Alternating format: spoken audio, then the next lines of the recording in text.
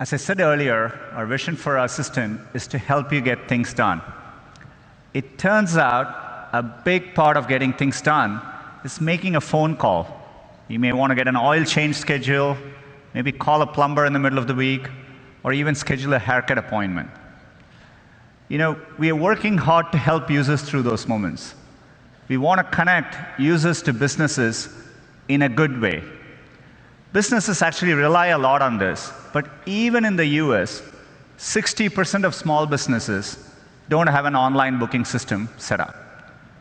We think AI can help with this problem. So let's go back to this example.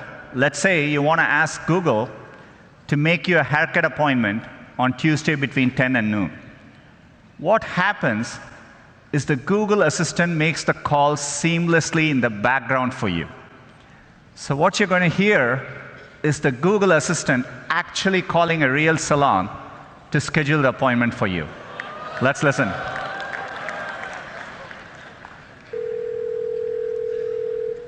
How can I help you?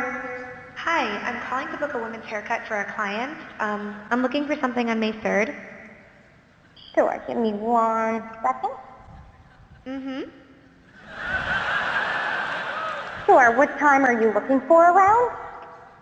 At 12 p.m. We do not have a 12 p.m. available. The closest we have to that is a 1:15. Do you have anything between 10 a.m. and 12 p.m.?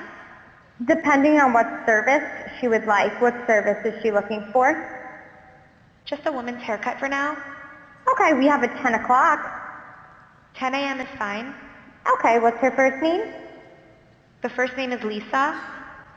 Okay, perfect. So I will see Lisa at 10 o'clock on May 3rd. Okay, great. Thanks. Great. Have a great day. Bye.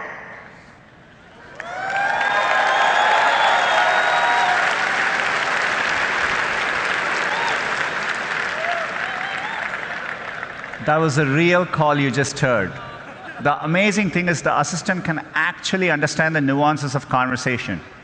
We've been working on this technology for many years. It's called Google Duplex. It brings together all our investments over the years in natural language understanding, deep learning, text-to-speech.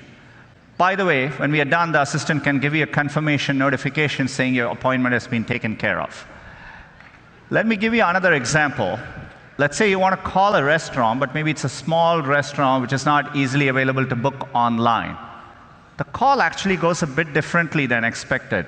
So take a listen.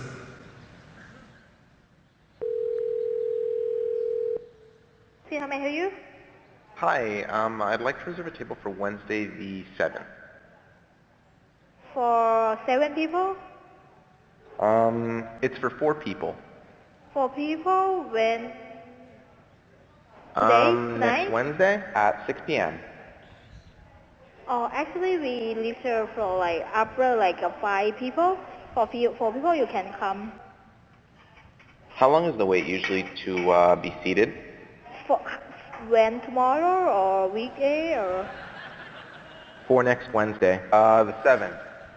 Oh no, it's not too busy. You can come for 4 people, okay? Oh, I gotcha. Thanks. Yep. Bye bye.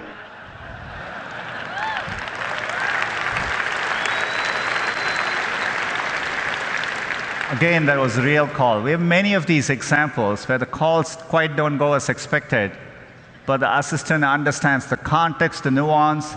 It knew to ask for wait times in this case and handle the interaction gracefully. Look, we're still developing this technology, and we actually want to work hard to get this right, get the user experience and the expectation right for both businesses and users. But done correctly, it'll save time for people and generate a lot of value for businesses. We really want it to work in cases, say if you're a busy parent in the morning and your kid is sick and you want to call for a doctor's appointment. So we're going to work hard to get this right. There's a more straightforward case where we can roll this out sooner, where, for example, every single day we get a lot of queries into Google where people are wondering on the opening and closing hours of businesses. But it gets tricky during holidays, and businesses get a lot of calls. So we as Google can make just that one phone call and then update the information for millions of users and it'll save a small business countless